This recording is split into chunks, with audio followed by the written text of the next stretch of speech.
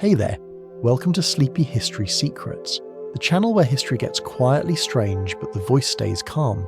Tonight we're going to travel back to where everything human began, not in a myth, but in mud.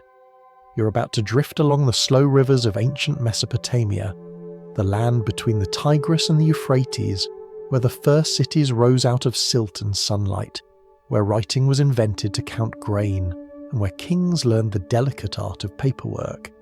It's a story of patience, clay, and bureaucracy, which admittedly is not the most thrilling sentence ever spoken, but that's the magic of it. Out of boredom and barley came civilization. So before you settle in, take a slow breath. Maybe dim the lights or let a quiet fan hum somewhere nearby. Imagine the air growing heavier with warmth, the scent of wet soil after a flood, the soft echo of water folding through reeds. That's where you're going. Back to the place where time began to matter and the world first tried to organize itself. And if your mind drifts as we wander through these earlier cities, that's perfectly fine. Civilization took thousands of years to form. You're allowed to fall asleep before it's done. Now let's begin, not with kings or empires, but with something simpler, a river. You start at the edge of melting ice. The world has just decided to warm up after thousands of years of snow and silence. Around 11,000 years ago, rivers begin to flow a little more predictably. Floods come and go in rhythm. The air softens. The soil along the Tigris and Euphrates becomes thick, dark, and impossibly fertile. You wouldn't have called it Mesopotamia yet. To the people here, it was just home, a wide, flat plain that flooded when it felt like it, and left behind mud so rich that everything seemed to want to grow in it. Wheat, barley, lentils, goats, all trying to become part of someone's dinner. At first, humans kept walking. For hundreds of generations, they followed herds, seasons, and luck. Then someone realized it was easier to plant food than to chase it. It must have felt like cheating, dropping a seed and waiting for the earth to do the rest. But the earth obliged. Fields appeared. Granaries followed, and the people who once walked simply stayed. You can almost hear the first argument about whose grain was whose. Civilization didn't begin with inspiration. It began with the need for a witness. The air here would have been heavy and buzzing. In summer, heat shimmered above the fields. After floods, you'd smell the thick sweetness of river mud. Clay squelched underfoot. The first homes were made of it, pressed into brick and dried in the same sun that had fed the crops. Every year, the rivers delivered life and threatened to take it back. When floods came too high, villages disappeared. When they came too low, famine followed. The Tigris was wild, fast, unpredictable. Hai, the kind of river that made you pray to someone, anyone. The Euphrates was slower, more generous, but it still liked to remind people who was in charge. Between them, the first lessons in cooperation and bureaucracy were written, not in words, but in dikes and ditches. Imagine a few dozen huts clustered on a slightly higher patch of ground. Families share a single well. Someone builds a storage pit for surplus grain. Someone else begins to keep count with pebbles, 1 pebble per basket. A primitive accountant is born. It isn't yet math, it's survival with better documentation. When you think of early civilization, you might imagine grand temples and kings, but at the beginning, it was all about water. Every drop had to be shared, measured, and negotiated. The first political system was a canal committee. The first disputes were about irrigation, and the first leadership probably belonged to the person who could shout the loudest during flood season. Out of these quiet experiments came something permanent, memory outside the mind. When one family owed another a basket of grain, they might mark it with a lump of clay or a carved token. Over time, those tokens became symbols, and the symbols began to mean things. A few scratches on clay drying in the sun. That was the first whisper of writing. The rivers didn't just feed fields, they fed imagination. They told stories of life and loss every season. water appearing, vanishing, and returning. People began to see their own lives reflected in that rhythm: birth, growth, decay, flood, repeat. Somewhere in that repetition, humanity invented not just farming, but the idea of time. There's something quietly funny about it. The same people who once followed herds across endless plains were now complaining about irrigation schedules. Progress, apparently, is when your worries become paperwork. As you picture it, imagine the night. Torches flickering, frogs croaking from the reed beds, and a faint breeze carrying the smell of smoke and grain. You might hear someone singing softly, a rhythm for threshing, or maybe for hope. The song wouldn't have words yet, just a pattern that sounded like the river itself. By the end of this era, thousands of people were living in stable villages. Not cities yet, but the idea of a city was forming. Cooperation turned into hierarchy. Food turned into power.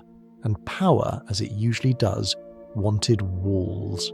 Still, it all began here, in a floodplain that whispered more than it roared, where humans finally stopped moving long enough to watch the water mirror the sky. The rivers taught people two things: that nature could be generous, and that generosity needed management. The rest, temples, kings, wars, and writing, was just humanity's long attempt to keep the gift from washing away. And as you drift across this landscape in your mind, between reeds and half-buried stones, you might notice the sound of the water settling, steady, slow, ancient. Civilization is stirring, but it hasn't yet learned to shout. You've been standing by the river long enough now that the sound of water feels like breathing. The floods have come and gone for generations. The air smells of damp straw and distant cooking fires. You've planted, harvested, stored, and survived. And in surviving, something unexpected has happened. You've stopped. You no longer wander to find food. Food waits for you. The wild becomes a pattern, and patterns become habits. That's when the world begins to feel smaller. Not because it truly is, but because you can name every hill and ditch within walking distance. The first villages are born out of that familiarity. People build their homes in rows, sharing walls and shade. Each house is a version of the next: clay walls, reed roofs, sleeping mats, a hearth, a corner for grain. It's the kind of repetition that turns chaos into routine and routine into society. You can almost hear it, the steady rhythm of pots being shaped, goats bleating, tools scraping wood. Villages like Tellus, Salwan and Chogamami appear along the rivers. They're not famous yet, not even named in their own time, but they hold everything civilization will later brag about: cooperation, planning, and the dangerous luxury of free time. With stability comes storage, and with storage comes status. Some granaries fill faster than others. Some households own more tools, more goats, more clay pots. The idea of mine begins to stretch beyond survival. A few people start organising the rest, deciding when to dig canals, when to harvest, who gets the best water. That's leadership, or something suspiciously similar. Of course, the river doesn't care about titles. Every few seasons it reminds people who's really in charge. Too much water and the fields drown. Too little and they starve. That tension forces cooperation. Entire villages digging and patching the same irrigation ditches. The soil demands teamwork. The floods demand humility. It's an exhausting balance. Everyone depends on everyone, and no one quite trusts anyone.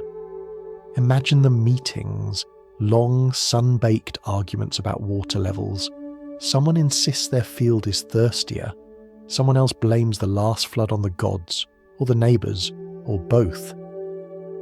You can almost feel the birth of politics in the air, stubborn, loud, and slightly pointless.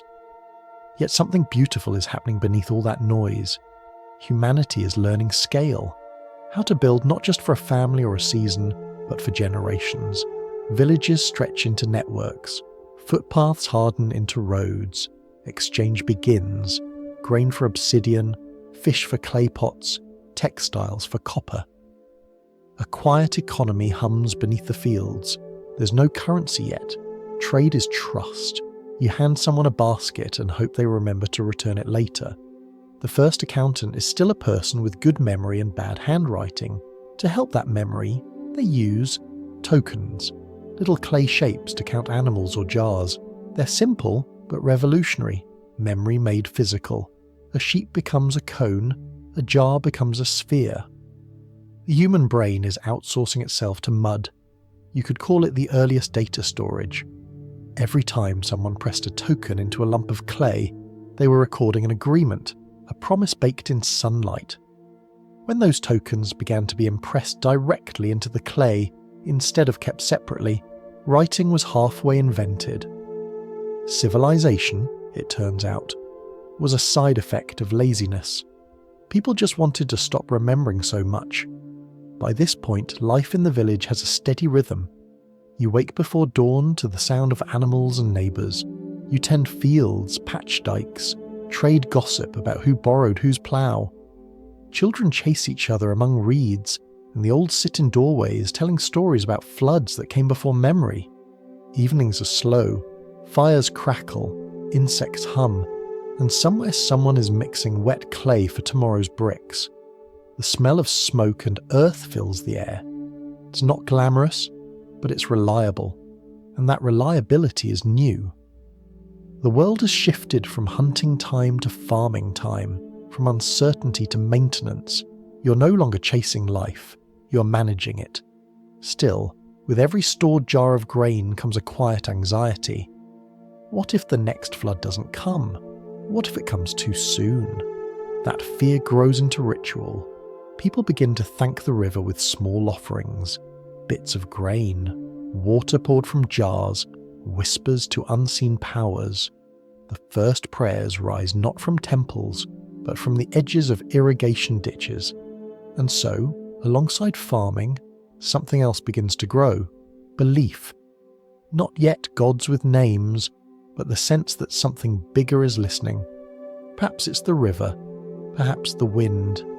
Either way, the habit of asking for mercy becomes part of daily life. It's a gentle irony. The more control people gain, the more they feel the need to ask for help.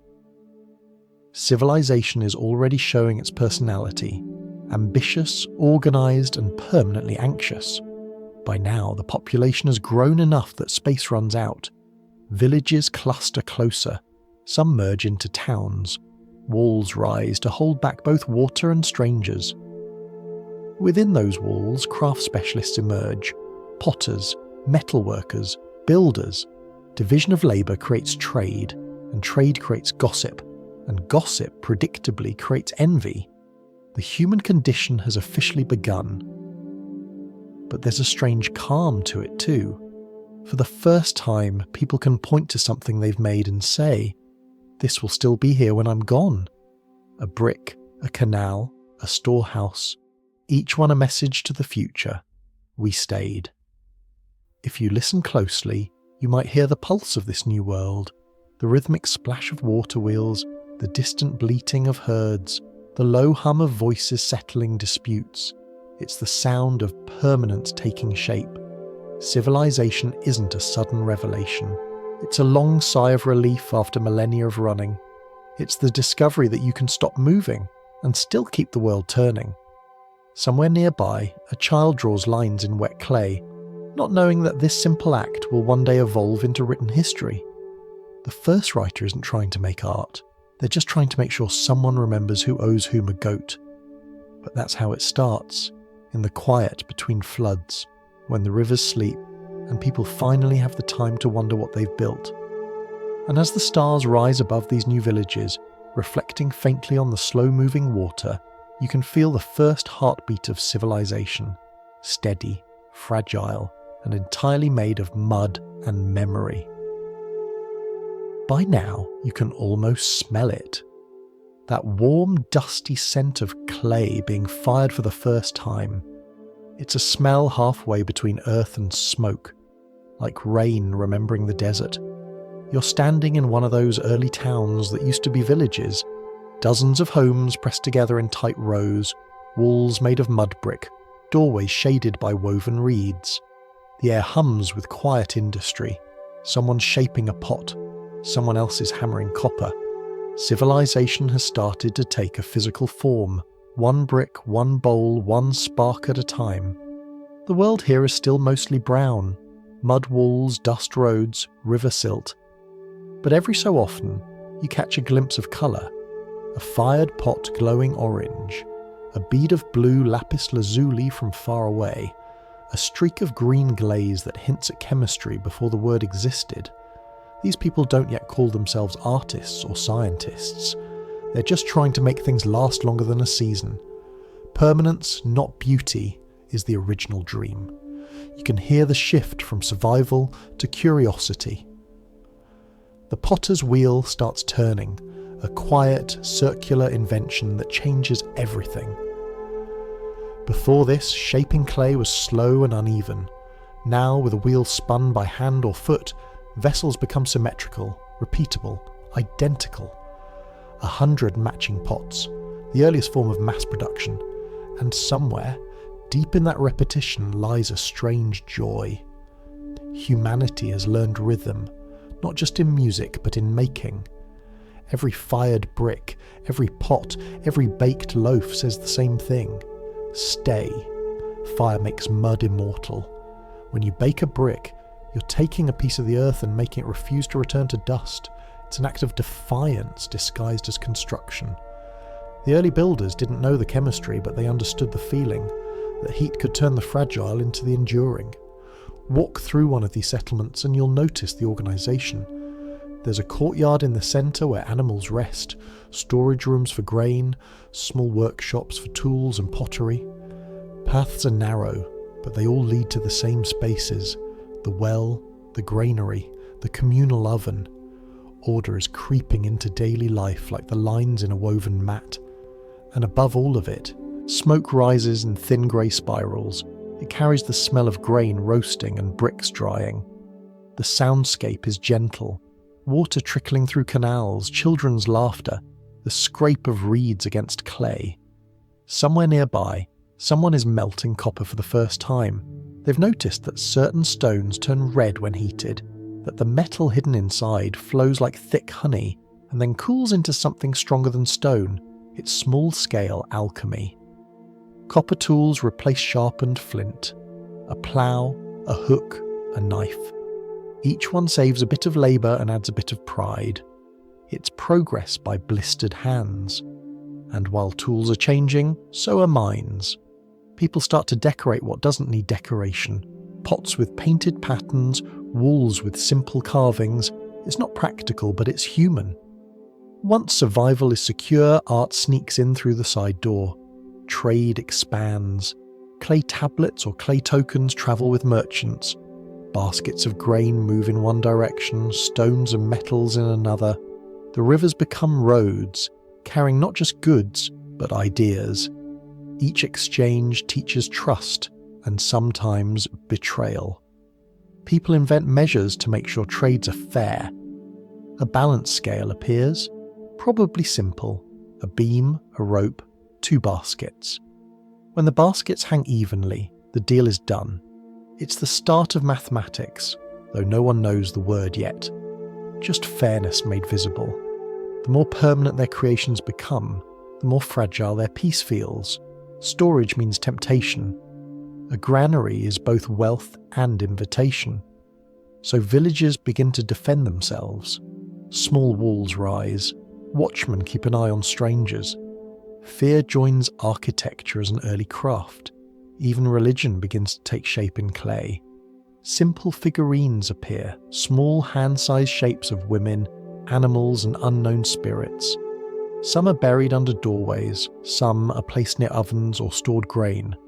They're not yet idols or gods, more like quiet companions. The idea is simple. If you can make a thing last, maybe it can protect you in return. At night, the glow from hundreds of small hearths dots the plain like a constellation inverted. Stars on earth, sky below. People gather by the fires, tell stories about floods and ancestors, sing to the rhythm of pestles grinding grain. In that flickering light, everything feels connected. Earth, water, fire, breath. Somewhere between the clay and the flame, humans realise they're no longer guests on this land. They're managers. They've learned to bake, shape, measure, and plan, but also to worry. Because once you build something solid, you have something to lose. There's a kind of irony in permanence. The more effort you put into making things last, the more you fear their destruction. That tension between creation and loss becomes the quiet heartbeat of civilization. If you were to walk away from this early town and look back from a hilltop, you'd see smoke rising from dozens of hearths, straight lines of walls, the shimmer of water channels reflecting the sky. To the north and south, other villages are doing the same. Individually, they're small. Together, they're unstoppable. The seeds of cities are already sown. The rivers flow on, carrying silt and stories. Generation after generation, people shape the same mud, bake the same bricks, and tell the same tales about keeping the water where it belongs. There's comfort in that repetition, and danger too.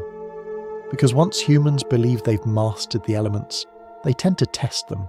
You can feel it building, a quiet ambition under the surface, a sense that the next floodplain over might be better, that the next village might be richer, that perhaps someone should be in charge of everyone else. The thought is still soft like wet clay, but soon someone will press a mark into it, a symbol, a signature, maybe even a crown. For now, the fires burn low. Clay pots cool in silence. The night air carries a faint metallic scent.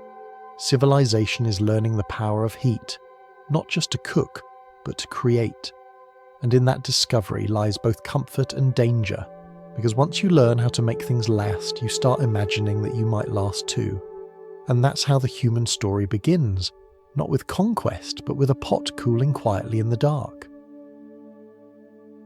You've walked far enough through the villages of mud and smoke that the air begins to change. It smells less like earth and more like ambition. The horizon isn't empty anymore. There's a shimmer, not from heat, but from walls. High, straight, deliberate walls, and behind them, the sound of people. Hundreds, maybe thousands. Welcome to Uruk, the first city that decided staying alive wasn't enough. By the year 3200 before the Common Era, give or take a few generations, Uruk has already done something no place on Earth had tried before. It has made humanity a group project. At its peak, this city spreads over 600 hectares, which is roughly the size of several hundred football fields stitched together. But it doesn't feel large. It feels dense, pulsing, alive.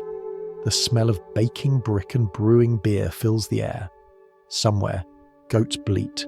Somewhere else, a scribe shouts at an apprentice for smudging wet clay. The city breathes in mud and exhales mathematics. Everywhere you look, there's geometry. Streets crossing at right angles.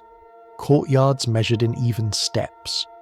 Buildings that seem to remember the line between heaven and earth.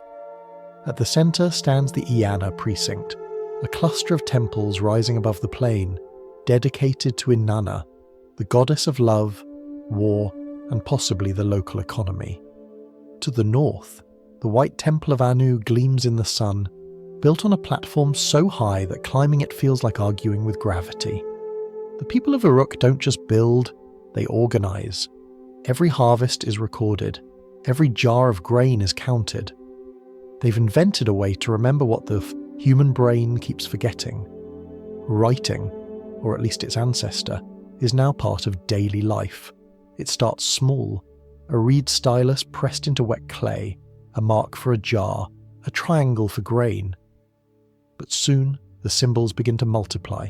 Shapes become sounds, sounds become words. Pictographs evolve into something more, a system of memory that doesn't die when the storyteller does.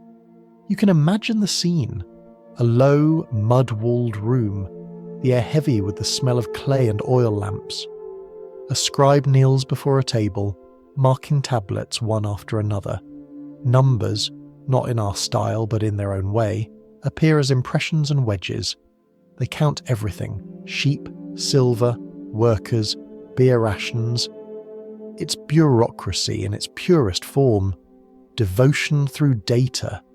There's humour hidden in that monotony.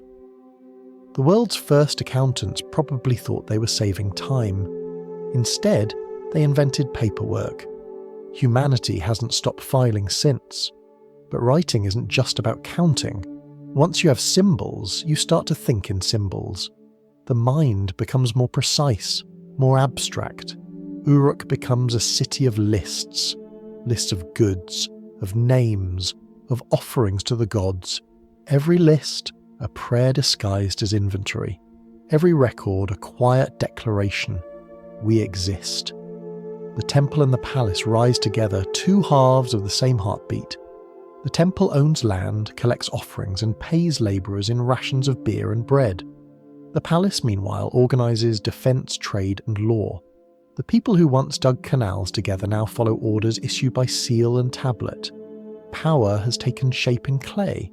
If you listen, you can hear the sound of a new kind of society.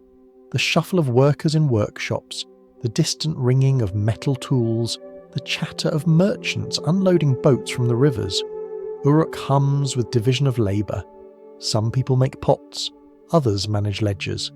A few, very few, decide what everyone else's numbers mean. Trade is constant. Wood from Lebanon, copper from Oman, lapis lazuli from Afghanistan, gold from Anatolia. The city glitters with imported colour. Blue beads, red carnelian and polished shells. Each trade route is a thread tying Uruk to the edges of the known world. And still, beneath all that splendour there's mud. The same stubborn clay that remembers every footprint.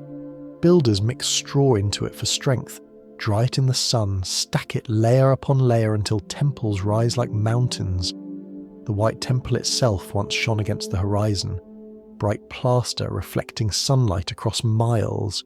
It wasn't just architecture, it was theology built to scale. If the gods lived above, humans decided they would meet them halfway, brick by brick.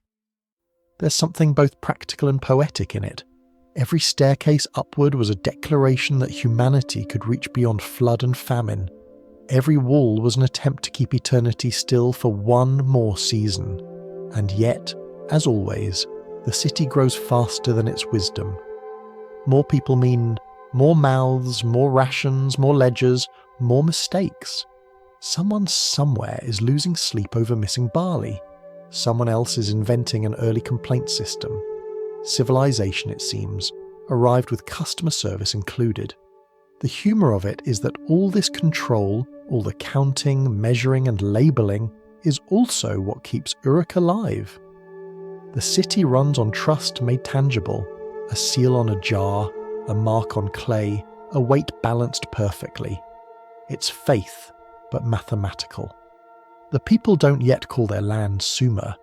They don't call themselves Sumerians. Those names will come later, when others look back and try to organise the past the same way Uruk organised grain.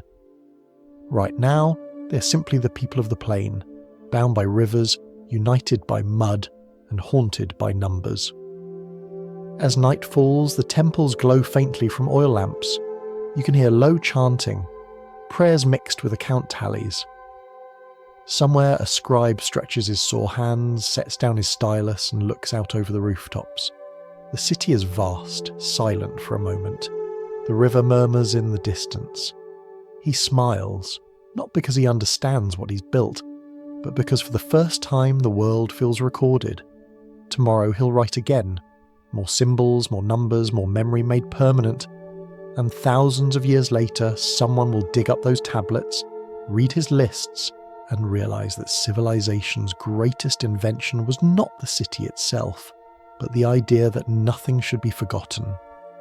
The river will flood again, as it always does, but Uruk will still stand. Its clay will dry, crack, and survive.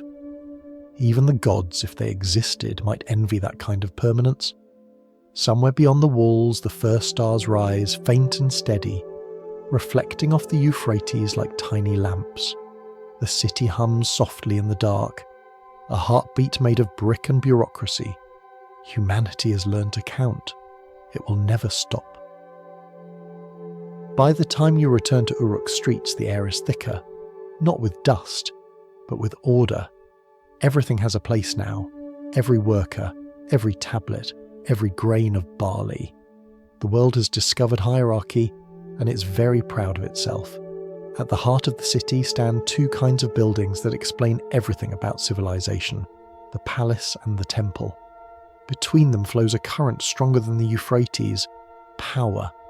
The palace handles the world below, the temple claims to handle the world above. Together they form the earliest version of management, divine and administrative, hand in hand. If you could stand at the gates of the Eanna precinct, you'd hear it before you saw it. The clang of metal, the chants of priests, the low murmur of scribes reading lists out loud. It's part religious ceremony, part inventory check. Offerings to the gods, baskets of dates, jars of beer, animals fattened for sacrifice, all carefully recorded before being carried to the altars. Holiness and bookkeeping in the same breath. It's not that people stopped believing in gods, they just started organising them. Anu still ruled the heavens, Enlil commanded the air, Enki governed the waters, and Inanna handled love, war, and whatever else was too complicated to label. Every god had a temple, a staff, and a set of duties. Each one received offerings, each offering required a record, and each record needed an accountant. The divine economy was booming. You might picture the temple as a quiet place of meditation. It wasn't. It was a combination of warehouse, market, bank and theatre. Priests kept ledgers of donations and debts. Artisans crafted statues. Singers rehearsed hymns. The air smelled of incense, grain, and wet clay. It was devotion, but with paperwork. Meanwhile, the palace rose nearby, less holy, more human, but equally busy. The king, or Lugal, wasn't yet the distant figure we imagine from later empires. He was part chief, part general, part event planner for the gods. His main job was to keep the city functioning and to make sure the gods stayed impressed. Festivals were his chance to prove it. The Akitu, the New Year celebration, lasted several days and involved everyone: priests, workers, even the king himself. The ritual was both performance and renewal. The city reenacted creation to ensure it would continue. People cheered, sang, and probably drank too much. Order, it seems, required enthusiasm. During these festivals, statues of gods were paraded through the streets. The king led processions, humbled himself before the deity, and reaffirmed his right to rule. Not because he was powerful, but because he obeyed divine law. In the end, civilization depended on the illusion that authority came from somewhere higher than a human with a crown. And yet, beneath all that ceremony, the system ran on practical genius. The Temple-Palace partnership managed irrigation networks, food storage, and trade routes. They employed thousands: farmers, potters, metalworkers, scribes. Payment wasn't in coins, those didn't exist yet, but in rations, measures of barley, bread and beer. The record of each payment was pressed into clay and sealed with a small carved cylinder. That seal was your identity, your signature, your reputation rolled across a tablet. Lose it, and you might as well not exist. It's easy to forget how tactile life was here. Every transaction left a mark you could touch. The stylus biting into clay, the seal rolling a pattern, the soft thump of tablets drying in the sun. The past wasn't written on paper, it was baked. Still, with every tablet came the same realization. Control needs counting. The palace needed numbers to feed workers. The temple needed them to feed gods. The people who once farmed the land now farmed information. You can almost feel the irony. Humanity created writing to remember food, and soon writing became more important than food. The city could starve, But as long as the records were in order, someone would declare it a success. There's a strange piece in that order, though. Everyone knows their role. Farmers bring grain, potters make jars, priests bless both. The temple walls are covered with images of abundance. Rivers, cattle, overflowing baskets. Life seems stable, maybe even eternal, but it's also fragile. One flood, one bad harvest, one failed king, and the balance collapses. That's the secret truth beneath all the pomp. The more structured civilization becomes, the more delicate it gets. Order is a beautiful thing, until it cracks. And yet, people believe in it completely. They build their lives on it. The priest's chant is steady, the king's procession smooth, the scribe's stylus never stops. To them, this rhythm is civilization, the only kind of safety imaginable. At dusk, the palace and the temple catch the same orange light. Smoke from ovens and incense braids together in the air. Somewhere, a choir sings a hymn to Inanna, praising her beauty and her temper, both equally dangerous. You stand on a rooftop watching as the river gleams like molten bronze, canals reflecting the sky's slow fade. For a moment, the city looks eternal. The king prays, the priest counts, the worker sighs. Everything seems perfectly balanced, a divine ledger kept by human hands. It's hard not to admire it. Out of mud and anxiety, people have created meaning. They've turned survival into ritual, duty into faith, and management into destiny. Soon they'll start to wonder what comes next. If the gods live above, maybe they can be reached. If order can be built on earth, maybe it can be built upward too, in towers, in terraces, in steps that climb toward heaven.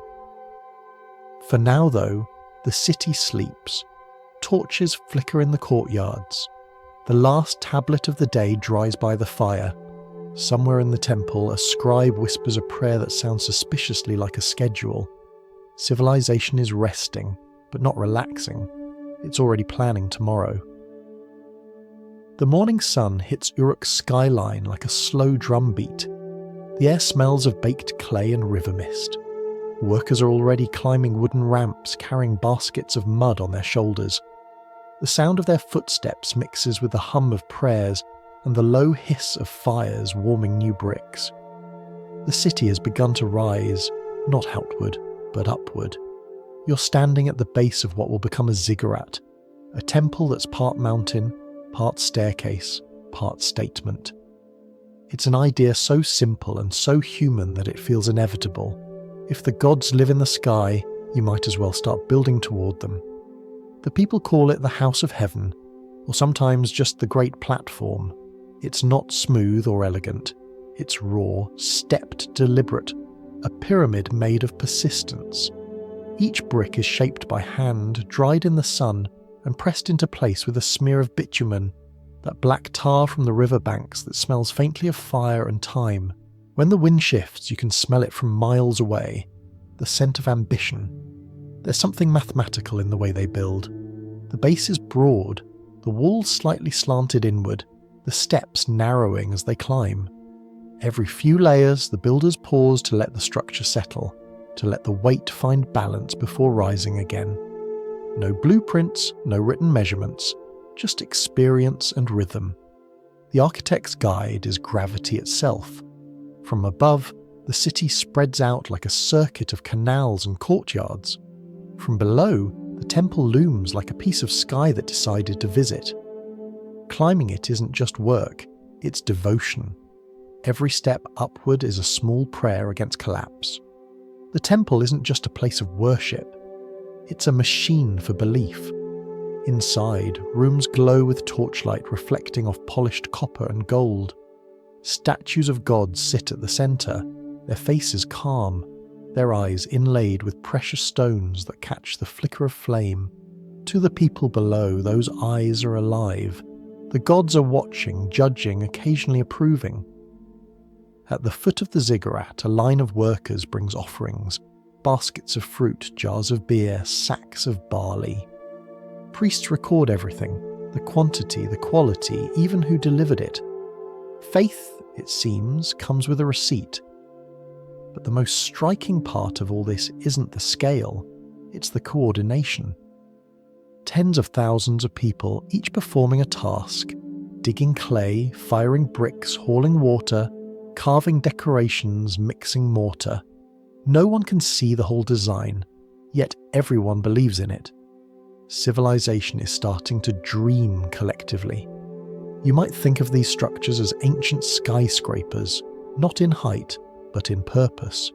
Each one redefines the horizon, reshapes how people think about space and divinity. The ziggurat of Uruk will one day inspire others at Eridu, at Ur, at Babylon. Each city will try to outdo the last, as if heaven were a contest with an entry fee paid in bricks. There's humour in that competition. Every king wants the tallest temple, not because the gods demanded it, but because the neighbours built one slightly shorter. Religious devotion meets civic pride. It's the world's earliest example of minds bigger. Still, there's beauty in it. The kind that's hard to describe but easy to feel. When the sun sets, the ziggurat glows red at its base and gold at its peak. The air cools, and the bricks still radiate warmth, as if storing the day's prayers. From the top you can see both rivers at once, the Tigris flashing silver, the Euphrates turning bronze. For a moment it must have felt like standing halfway between Earth and eternity. Inside the temple rituals unfold. Priests tend sacred fires, pour oil, read omens in the patterns of smoke.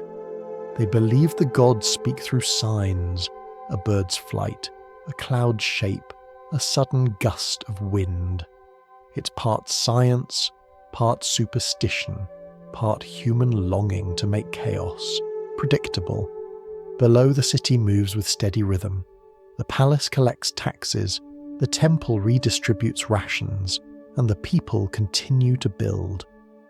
Every brick that rises also feeds an invisible structure, the system that organizes everything.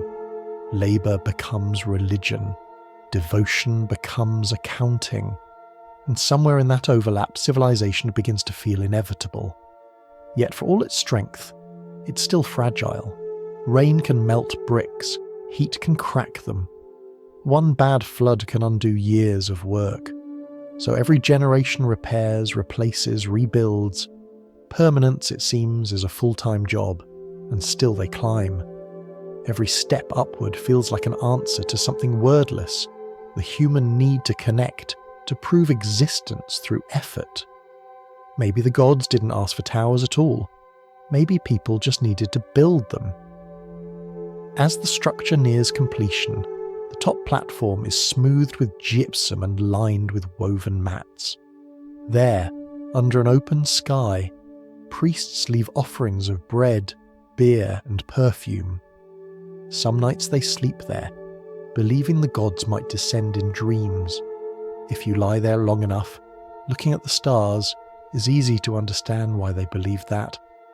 The night sky above Mesopotamia is wide and patient, a ceiling of quiet mystery. Far below, the city glows with hundreds of fires. The streets are alive with chatter, laughter, arguments, and the faint rhythm of music. Civilization has learned to celebrate its own endurance. Each night is a small festival of survival. The ziggurat stands silent through it all, its terraces catching moonlight like a staircase of mirrors.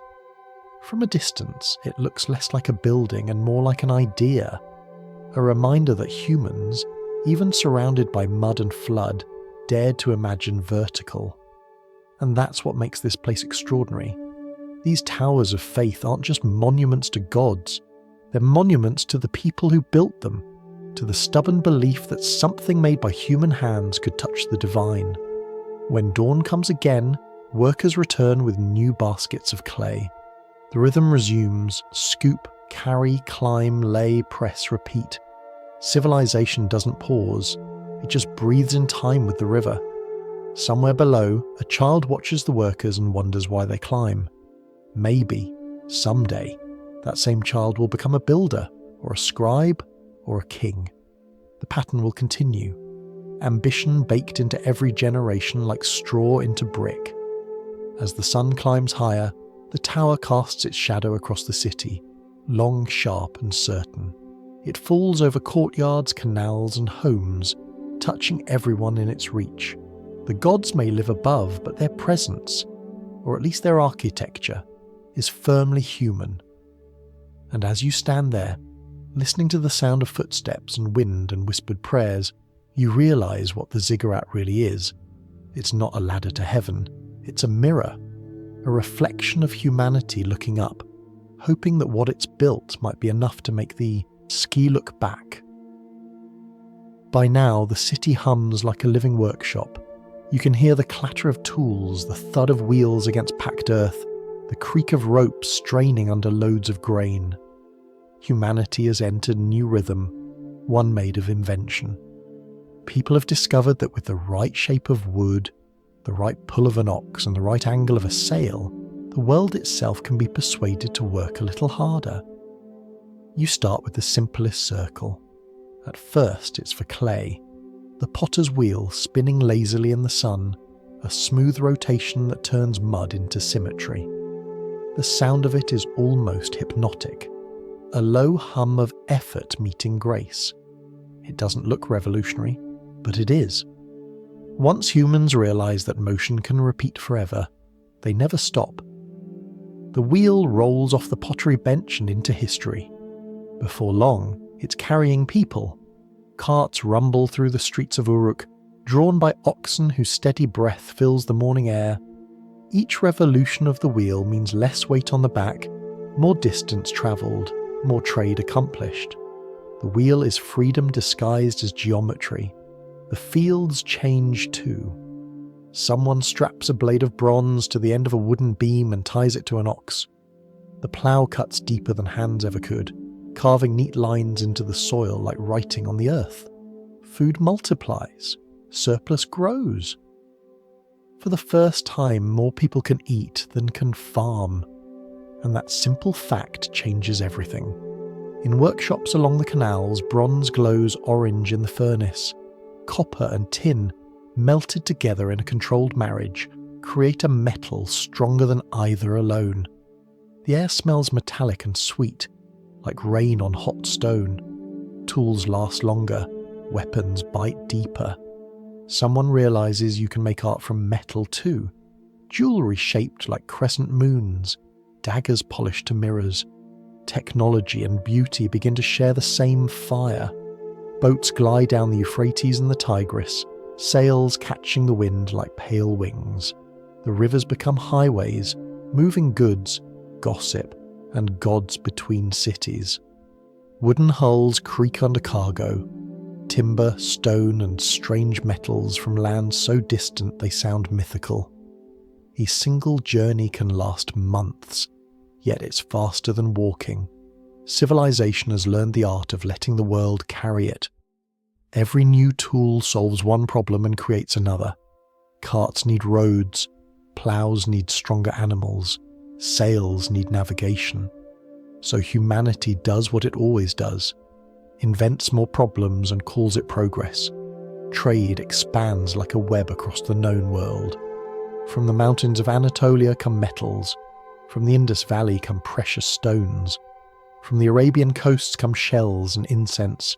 Markets swell with goods that smell of salt, smoke and distance. The people who once only knew their own river valleys now tell stories about lands where the moon rises late or the stars seem wrong. The world is becoming bigger, or perhaps humans are just learning to measure it. Measurement itself becomes a new obsession. How heavy is fair? How long is honest? A set of standardized weights appears, small stones, smoothed and carefully marked, each one representing trust. You place one on a balance, and the scale tells you if someone's trying to cheat you. The first system of ethics built entirely on gravity. It's hard not to smile at that. Civilization begins to depend on lumps of metal behaving predictably. A good society, it seems, is one where the scales don't lie. These new inventions, the wheel, the plough, the sail, the scale, don't just change work, they change thought. You start to see the world as a collection of forces waiting to be harnessed. Strength can be borrowed, weight can be balanced, wind can be persuaded. Humanity is beginning to think mechanically, to see nature not as an opponent, but as a potential collaborator. Still, all this efficiency brings a strange side effect: leisure. When food and trade are plentiful, not everyone has to labour all day. Some people start to specialise. There are now full-time potters, full-time smiths, even full-time scribes. Someone's job is simply to remember, or at least to write down that they remembered. Civilization has invented career anxiety. The hum of industry fills the city. You hear the rhythmic squeak of wagon wheels rolling through alleys, the slow scrape of oars against water, the hiss of bellows feeding furnaces. Smoke rises, curling into the clear blue sky like a sign of prosperity. It's easy to imagine the pride of these early innovators. They don't yet think of themselves as geniuses, they're just practical. The wheel was probably invented because someone was tired of dragging things, the plough because someone's back hurt, the sail because rowing all day is exhausting. Necessity remains the mother of invention, and the child immediately starts asking for funding. But progress has a price. The more people depend on tools, the more fragile they become without them. A broken wheel can stop a caravan. A failed harvest can end a city. For the first time, the fate of thousands depends on the maintenance of things. Civilization now needs mechanics, not just miracles. And yet, even with that risk, there's a quiet thrill in every new creation. Each tool feels like a promise whispered by the universe. If you can imagine it, you can build it. Humanity takes that whisper seriously. By night, the workshops glow with the red light of embers. Sparks rise like small stars, vanishing into the dark. Somewhere a craftsman leans back from the forge, wipes sweat from his face, and stares at what he's made. A perfect curve of bronze, smooth as water. It gleams for a moment in the lamplight, and he smiles. He may not have a word for technology, but he knows what it feels like. Pride. It's easy to see why people start believing they can master anything. They've tamed clay, stone, wind, water, and metal. The world feels obedient, almost generous. And when things seem that stable, someone always gets a new idea. If we can shape the earth, why not shape each other? That thought will take them somewhere dangerous. Prosperity invites ambition, and ambition tends to put on a crown. For now, though, the wheels keep turning, the ploughs keep cutting, and the boats keep gliding through the moonlit rivers. The sound of progress is gentle, the whisper of wind in sails, the creak of ropes, the soft roll of wood against earth. It's the sound of humanity learning how to move faster and quietly toward power. The world has become a marketplace of noise. The steady creak of carts, the hum of trade, the calls of merchants selling copper, grain, and textiles. Everything moves, everything connects. Cities rise along rivers like beads on a string. They trade, they gossip, and inevitably they argue. Cooperation turns into competition, and competition, when it finds an army, turns into empire. You begin in the north, in the city of Akkad, sometime around the 24th century before the Common Era. The name itself will one day fade into dust, but for a brief, shining moment, Akkad will change everything. Its ruler, Sargon, is a man who decides that managing one city isn't enough. He wants them all. History calls him the first emperor. His scribes probably called him late for meetings. Sargon starts small, conquering the nearby cities that once traded peacefully. Then he keeps going. Uruk, Kish, Lagash all fall into his growing web of control. He doesn't just take their land, he takes their systems, their ledgers, their accountants, their scribes. The empire runs not on swords but on records. Clay tablets replace battlefield trophies. Each victory needs documentation, and Akkad becomes a capital of bureaucracy as much as of power. You can imagine the soundscape. Not just the clang of bronze weapons, but the endless scratching of styluses on clay. Every shipment, every conscript, every temple tax is written down. Somewhere in the royal archives, a scribe is inventing the phrase "see attached tablet." The newly found tablets from Girsu, unearthed only a few years ago in our own century, show just how deep the system went. Inventories of grain, lists of officials, notes about labourers who didn't show up to work. It's as if the empire itself was one giant spreadsheet made of mud. It's easy to laugh, but it worked. Sargon ruled from the Persian Gulf to the Mediterranean Sea, a stretch of land so vast it would take weeks to cross, even with a generous head start and an obedient donkey. And how did he keep it all running? Not through fear alone, though there was plenty of that, but through organisation. He appointed governors in each region, connected them with trade routes, and demanded tribute. In return, he offered protection, stability, and the occasional inspection tour. You could call it centralised administration. You could also call it the beginning of paperwork addiction. Every new level of control required a new kind of writing. Cuneiform, that wedge-shaped script pressed into clay, spread across the empire like an official language of order. In temples and palaces, scribes worked by lamplight, copying texts, tallying goods, composing hymns to kings who now considered themselves part divine. For the first time, a ruler claimed descent from the gods, not metaphorically, but as a matter of policy. Sargon's grandson, Naram-Sin, took it even further. He called himself king of the four quarters of the world. It sounds poetic, but it's really just geography disguised as vanity. His statues show him wearing a horned crown, a symbol once reserved for gods. Bureaucracy had met ego, and together they built monuments. The irony, of course, is that every expansion creates its own collapse. Managing so much territory meant relying on distant officials who didn't always obey. Rebellions broke out.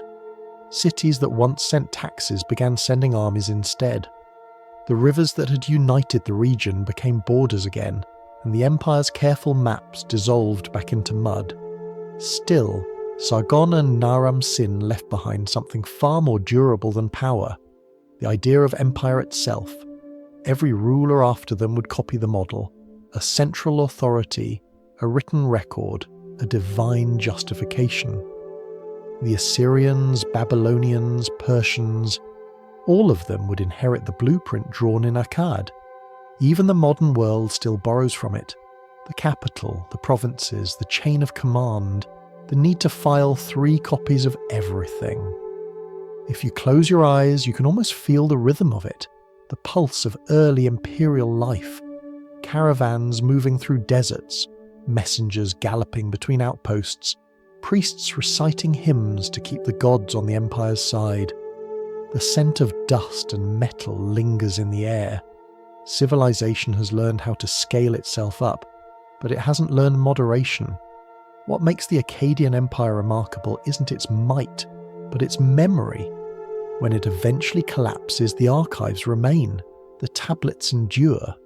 Even as cities fall, the words survive.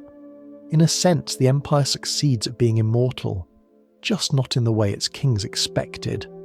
The gods forget them, but archaeologists remember. There's something faintly funny about it. The first man to claim godhood is now famous because someone filed his tax receipts. Naram-Sin may have wanted eternal worship, but he got permanent record-keeping instead. As the empire fades, smaller city-states rise again: Lagash and others. They rebuild their temples, recarve their statues, and quietly resume their obsession with administration. Humanity has learned an important lesson. Conquering the world is less stable than cataloguing it. The next rulers will borrow the empire's tools but drop its arrogance, at least for a while. They'll write laws instead of proclamations, measure justice instead of land. Civilization is about to rediscover humility, though in the most legalistic way possible. For now, the ruins of Akkad sit silent. Wind moves through broken walls. A few scattered tablets lie buried in the dust, their wedge-shaped marks still visible after 4,000 years. The sun warms them gently. the same way it once warmed the royal archives. If clay could dream, these tablets would remember everything: the orders, the oaths, the wages, and the mistakes. Empires rise, empires fall, but the habit of writing things down, that survives. It always survives. The evening comes quietly over the plain. The shadows stretch long across what was once a capital. Somewhere a bird circles in the fading light. You can almost hear the echo of scribes still working, their styluses clicking softly like insects. The empire is gone, but the sound remains. The endless scratching of humans trying to make meaning permanent. And as you stand there, you realise that power isn't the real invention of this age. Record-keeping is. The sword rusts, but the tablet endures. When an empire falls, the earth takes it back piece by piece. The walls crumble, the statues lean, and the fields go silent for a time. But people, being people, eventually return. They build again on the same ground, using the same bricks, drawing water from the same canals, and pretending that this time it will last. Out of the ashes of Akkad rises something quieter but wiser, the city of Ur and a new age of rules. By around 2100 before the Common Era, Ur has become the centre of what historians call the Third Dynasty. Though no one at the time thought of themselves as living inside a dynasty, they simply called it home. The ruler is Ur-Nammu, a man who understands something Sargon never did, that true control isn't taken by force, it's written in clay. Ur-Nammu creates what we now recognise as the earliest surviving law code. It's not the first set of rules, of course. Humans have been making informal ones since they started borrowing each other's goats, but it's the first time someone thought to preserve justice permanently. The code was written in cuneiform, in the Sumerian language, pressed into tablets that could be copied, studied, and most importantly argued about. The laws themselves are surprisingly specific. They mention fines for injuries, punishments for theft, even standards for honesty in trade. One law requires a certain measure of silver for certain crimes, another describes the duty of a worker to his employer.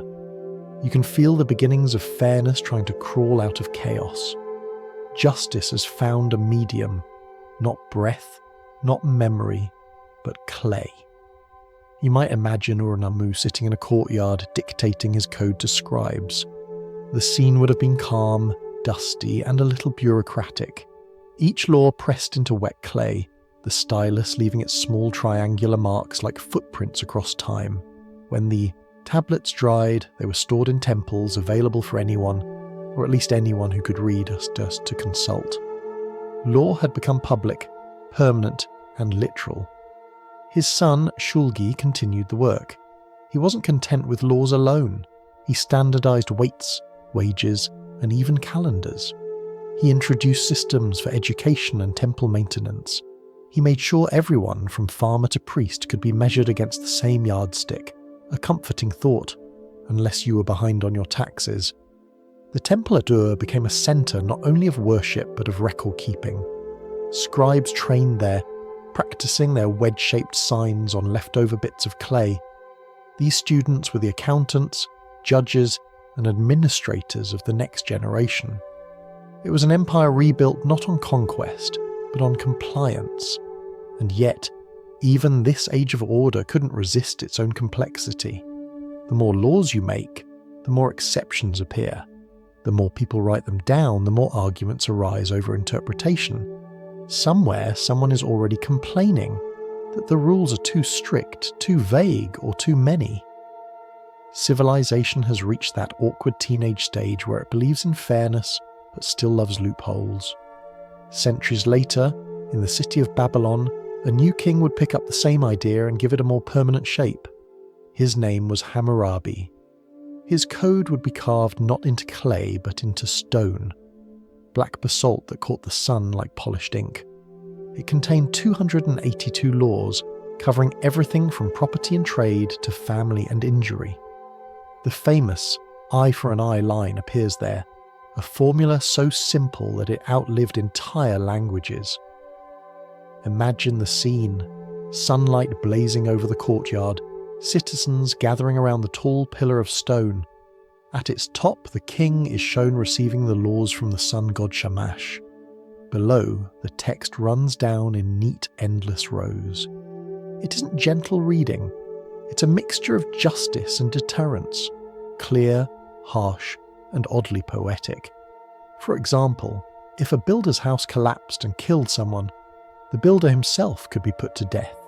No refund policy, no appeals. But there are also glimpses of compassion, laws protecting widows, orphans, and debtors. The world was discovering that justice, like architecture, needs both foundation and balance. The language of these codes is not emotional, but it hums with confidence. It's the voice of a society that believes rules can outlive rulers. Every law carved into stone or pressed into clay was a defiance of chaos. Floods might destroy fields, armies might burn cities, but justice, written down, could always be rebuilt. There's a dry humour in it. The people of Mesopotamia invented writing to count grain and then used it to count sins. The same tablets that once listed rations now listed penalties. Civilization had turned the grocery list into philosophy. You can picture the scribes reading the laws aloud to a crowd. Their voices echo across the courtyard, bouncing off the stone walls. The citizens listen, some nodding, some pretending to understand. The sun glints off the black surface of the stele, and for a moment it must have felt like order itself was shining. When night comes, the courtyard empties, but the stone remains, catching the moonlight. The words carved there are silent but alive, like the whisper of fire that once hardened the clay tablets of Ur. Each wedge and line is a reminder that civilization, at its heart, is a long conversation about fairness. Over time, these codes will be copied, translated, reinterpreted. Their spirit will wander from Babylon to Greece, from Rome to every modern courtroom where someone insists that law should mean something more than power. It's easy to romanticize it now, to see Namu and Hammurabi as noble figures bringing order to chaos. But if you stood there then, in the heat and dust, watching scribes at work, you might have noticed something quieter. These weren't men trying to rule forever. They were men trying to keep promises from disappearing. When you press truth into clay, or carve it into stone, you're really just admitting that memory isn't enough. You're saying, we forget too easily. Let the earth remember for us. And it did. Thousands of years later, those tablets and stones still speak. Their words are sharp, their message simple. That order, however flawed, is still humanity's most hopeful invention. As the evening wind moves through the ruined courtyards of Ur and Babylon, it sounds almost like a sigh. The voice of clay remembering the people who once believed that justice could be written down and would somehow stay true. Night falls over Babylon, and the sky begins to write its own kind of story. The stars appear slowly, one by one, like lamps being lit across an invisible ceiling. To most people, this is beauty. To a Babylonian priest, it is data. Up on the temple terrace, above the noise of the city, a group of scholars sits with clay tablets and styluses, waiting for the first planet to appear. The air is cool, almost sweet after the heat of the day. Oil lamps flicker beside them, and every few moments someone murmurs a number, a direction, or a quiet curse at a passing cloud. What they're doing isn't prayer, though it looks like it. They're recording the sky, every rising star, every wandering light, every eclipse and shadow. To them, heaven is a document, and the gods speak in geometry. It's hard to imagine how patient they had to be. A single night might yield only a few useful notes, a single lifetime only a handful of reliable patterns. But over generations, those patterns begin to make sense. The priests notice that some stars never move while others wander. They see the moon's cycle repeat every 29.5 days. They learn to predict when Venus will vanish into sunlight and when it will reappear, bright as a coin. Above the horizon, slowly the sky becomes legible, The records they keep will eventually be gathered into great compendiums with names like Mul, A-Pin, meaning the plough star. It is part handbook, part calendar, part cosmic map. A list of stars, constellations, and the days they rise and set. It's less about wonder than about accuracy. Knowing when the Pleiades rise helps plan harvests. Knowing when the moon darkens helps time festivals. In a world ruled by water and weather, prediction is power. Then comes another collection. Enuma Anu Enlil, a series of tablets that read like an ancient meteorological report crossed with political analysis. If an eclipse occurs on the 14th day of the month, it says, the king will face danger. If Jupiter stands in the constellation of the Bull, the harvest will prosper. Every movement in the sky becomes a message to interpret, a kind of divine accounting. The gods write in starlight, the scribes translate it into policy. You might laugh, but this was the beginning of science, observation with purpose. Each note carved into clay, each measurement recorded, pushed humanity closer to understanding patterns. They didn't separate astronomy from astrology because to them both were about relationship. The heavens speaking to the earth listening with numbers. Their mathematics followed the same logic. The Babylonians worked with what we now call a base 60 system. Think of it as counting to 60 instead of 10. It sounds strange until you realise you still use it every day. There are 60 minutes in an hour, 60 seconds in a minute, and 360 degrees in a circle. Every time you glance at a clock or draw a map, you're borrowing from these quiet stargazers. You can picture one of them now, a man sitting cross-legged, stylus in hand, scratching tiny marks into clay while the city sleeps below. The distant hum of crickets mixes with the murmur of his companions comparing notes. Someone calls out the position of a star, another marks it down. The night passes, the sky shifts, and somewhere between patience and exhaustion they find meaning. There's something humbling in it. For all their temples and kings, for all the bronze and brick and bureaucracy, the Babylonians still looked up and wondered what it all meant. But their wonder was practical. The sky wasn't a mystery to fear, it was a schedule to keep. The universe itself had become another form of administration. Of course, this new kind of knowledge carried its own risks. When you predict the heavens, you start to believe you can predict everything. And when you can predict, you can control. The stars become a second bureaucracy, one that governs crops, wars, and dreams. Priests now advise kings not just on irrigation, but on destiny. A shadow on the moon could delay a campaign. A bright comet could send a ruler into prayer or panic. It's hard to say which was more powerful, the sword or the sky chart. But even with all this seriousness, there's quiet poetry in their work. The names of stars still sound like whispered stories. The true shepherd of heaven, the furrow, the scorpion's heart. Each one carries a fragment of myth, a memory of how humans first tried to make sense of the infinite. And so, beneath those same constellations, generation after generation of scholars continued their vigil. They refined their tables, corrected their predecessors, passed on their clay records. When the Assyrians took over, they copied them. When the Persians arrived, they preserved them.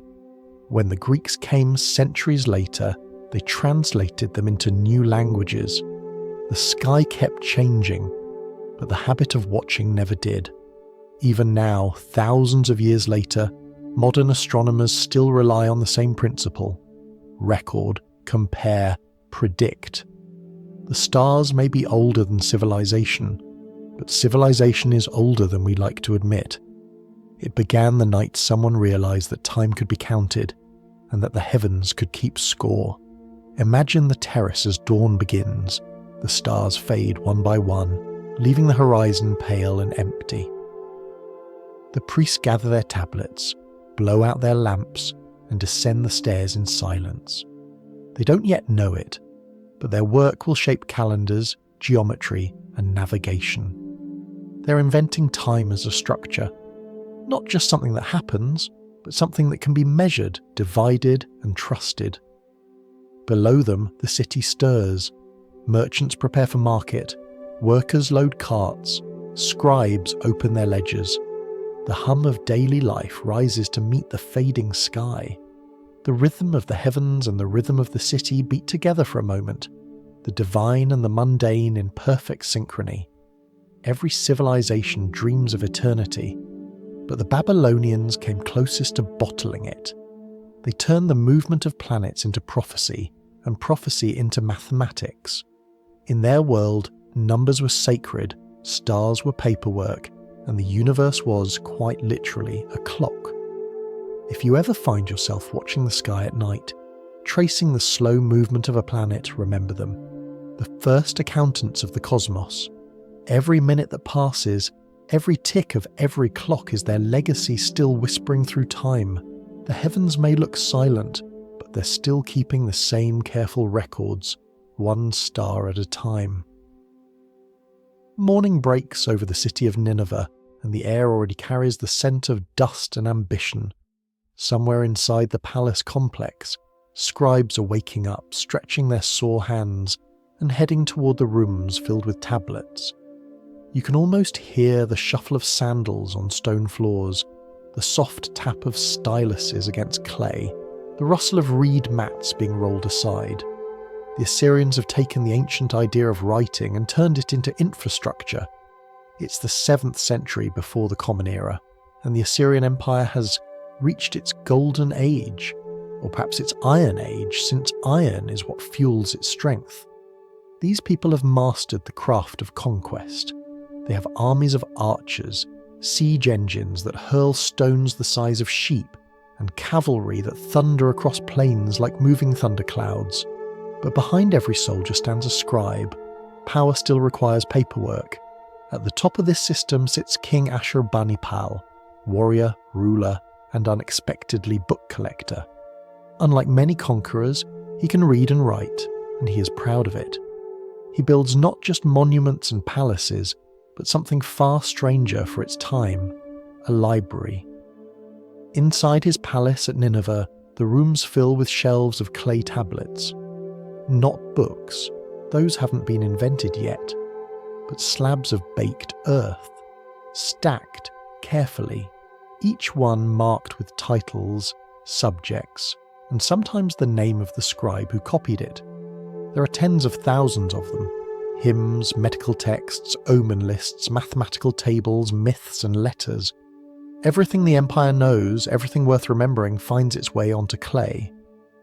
Walking into the library would have felt overwhelming, the air thick with the smell of baked earth and oil lamps. Narrow aisles lined with clay tablets, each shelf labelled by subject, astronomy, law, healing, magic. A quiet murmur of scribes cataloguing, copying, translating. The faint scratch of reeds against clay, steady as breathing. Some tablets come from far older times, rescued from the ruins of Sumer and Babylon. One set contains the story of Gilgamesh, that ancient king who searched for immortality and found it only in his city walls. Another includes the Enuma Anu Enlil, the collection of celestial omens once read under Babylon's skies. Ashurbanipal's library becomes a museum of memory, a time machine made of mud. He writes with pride about it in his inscriptions. I have read the wise words of Sumer and Akkad. I have gathered them into my palace. It's a simple boast, but also a revelation. A king who doesn't just conquer with armies, but with curiosity. He wants to own knowledge itself. And then, as history so often does, irony enters the room. When the empire falls, as all empires do, the palace burns. Fire sweeps through Nineveh's grand halls. The wooden beams collapse, the walls crumble. But the flames that destroy also preserve. The heat bakes the tablets harder than any kiln could. Thousands survive, not by design, but by disaster. When archaeologists uncover them in the 19th century, they're astonished. The tablets are blackened but intact, their wedge-shaped marks sharp and legible. The world's oldest library has been sealed by ash for over 2,000 years, waiting for someone to turn its pages again, or rather its slabs. It's an odd kind of immortality. Ashurbanipal's armies vanished, his monuments eroded, his name nearly forgotten, but his filing system worked. You can almost hear him laughing somewhere, proud that his library outlived his empire. It's history's first case of backup storage by fire. Among the surviving texts are recipes for medicine, lists of diseases, instructions for treating wounds with honey or beer. Others describe rituals to appease gods, or mathematical problems meant to train young scribes. One tablet tells the story of a flood that wiped out humanity, a version far older than the one that would later appear in religious scripture. Each tablet is a heartbeat from a vanished world. Together they form a chorus, the echo of every clerk, priest and poet who ever pressed a stylus into clay. The library at Nineveh isn't just a storehouse, it's a conversation between centuries. There's something strangely moving about imagining those rooms full of silent tablets. Each one was once soft, damp clay shaped by human hands. Each line was pressed with purpose. Each mark was an attempt to make a fleeting thought survive. And now, thousands of years later, those marks are still here. The people are gone, but their handwriting remains. If you walk through the ruins of Nineveh today, the wind carries fine sand over the foundations of the palace. The air is dry, almost brittle. Somewhere beneath your feet, fragments of tablets still lie buried. Their words are unread, but they're still there, the empire whispering to itself through layers of dust. The Assyrians believed that knowledge could protect them. The irony is that it did, just not in the way they expected. Their wisdom survived not because of armies, but because clay does not burn. You can imagine a modern archaeologist kneeling in the dirt, brushing away the soil from a tablet. The light hits the ancient marks, and for a moment the past feels present, as if a message sent across 3,000 years has finally been delivered. The language may have changed, the gods may have faded, but the human impulse is the same: to leave a trace, to refuse to vanish completely. Ashurbanipal wanted immortality through understanding. He got it through accident. And maybe that's the quiet moral of Mesopotamia itself, that the greatest monuments aren't towers or armies, but words that can survive fire. As the day fades, the ruins grow still again. The last rays of sunlight slide across the stones, turning them gold for a moment before the desert takes them back. Somewhere, in the half-light, you can almost hear the rustle of ancient tablets being read aloud by the wind. The empire is gone, but its library is still turning pages. The world turns and the rivers still flow, but now they pass beneath walls of impossible colour. The dust of older empires has settled into the ground, and out of that dust rises Babylon, a city so bright that sunlight seems to pause just to admire it. You can almost see it shimmering through the heat, its towers like polished mosaics against the horizon. The old gods haven't gone anywhere, they've just moved into a better neighbourhood. It's the 6th century before the Common Era, and the name on everyone's lips is Nebuchadnezzar II. He isn't the first king to dream of greatness, but he might be the first to make it photogenic.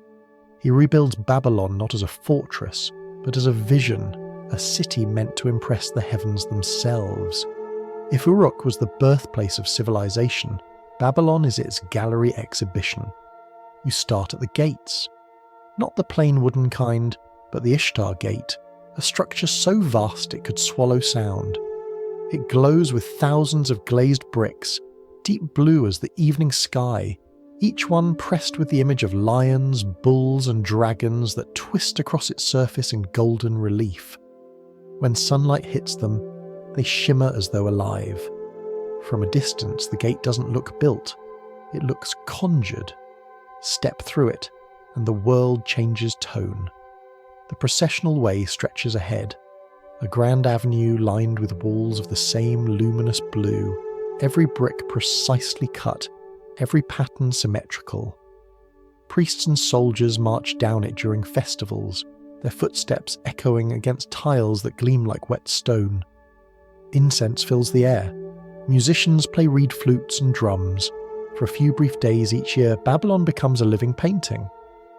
This city isn't content just to exist. It performs. Its architecture is choreography, its people the dancers. The ziggurat dedicated to Marduk, the city's chief god, rises above the rooftops, its terraces wrapped in bright ceramic tiles. Somewhere nearby, gardens climb in layered terraces, perhaps mythical, perhaps not, carrying palms, figs and vines that shimmer green against the blue bricks. Whether or not they were truly hanging, they must have felt like paradise in a land where dust usually wins. Nebuchadnezzar rules this vision like a conductor leading an orchestra. He commands the construction of temples, palaces and canals. He builds bridges across the Euphrates, warehouses for trade, and walls so massive that ancient writers claimed chariots could race atop them side by side. His empire hums with movement, caravans arriving from Persia, ships docking with cargo from India, messengers galloping across desert roads.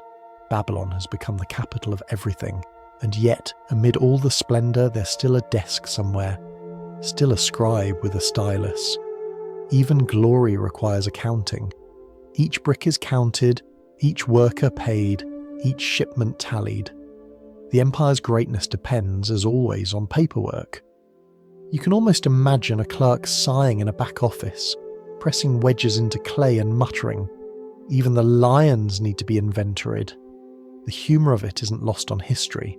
Babylon shines, but behind the beauty lies the same old obsession with lists and ledgers. The more magnificent the city, the thicker its archives. Even captivity becomes an administrative task. When Nebuchadnezzar's armies conquer Jerusalem, they deport its people to Babylon, an event later remembered as the Jewish exile. For the exiles, it's tragedy. For Babylon, it's just another logistical entry.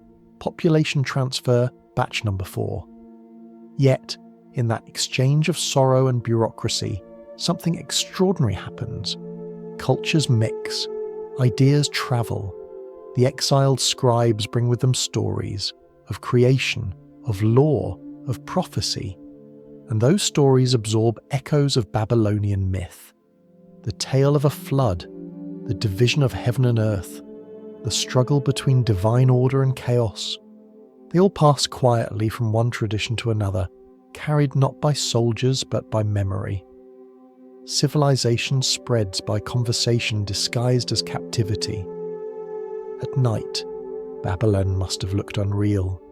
The streets lit by torches, their light reflected off glazed tiles, the air warm and heavy with the scent of oil and burning cedar, the river gliding silently through the heart of the city, reflecting all that colour like a second sky.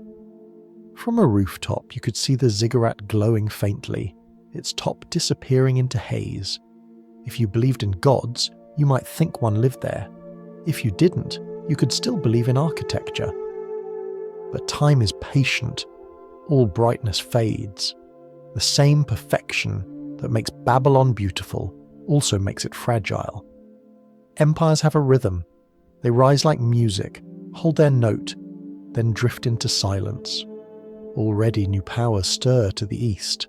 The Persians are coming, not with battering rams but with efficiency. Their leader, a man named Cyrus, will soon arrive not as a destroyer but as a reformer.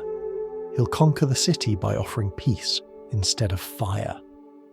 For now, though, Babylon still believes it will last forever. The priests chant to Marduk, the merchants bargain in the marketplace, the scribes press their tablets by lamplight. Somewhere, a poet writes a hymn comparing the city's walls to the horizon. The stars wheel overhead, unimpressed but attentive. The river keeps its slow rhythm. Civilization, it turns out, has always had a flair for drama. It rises from mud, learns to count, and then spends centuries perfecting the art of self-presentation. Babylon is its masterpiece, a city that turned devotion into decoration and order into beauty. Even the exiles who longed to leave couldn't help describing it in awe. If you walk through its ruins today, most of that colour is gone. The bricks are pale, the lions broken, the gate rebuilt in museums far away. But close your eyes, and you can still feel the heat on your skin, still see that impossible blue burning under the sun.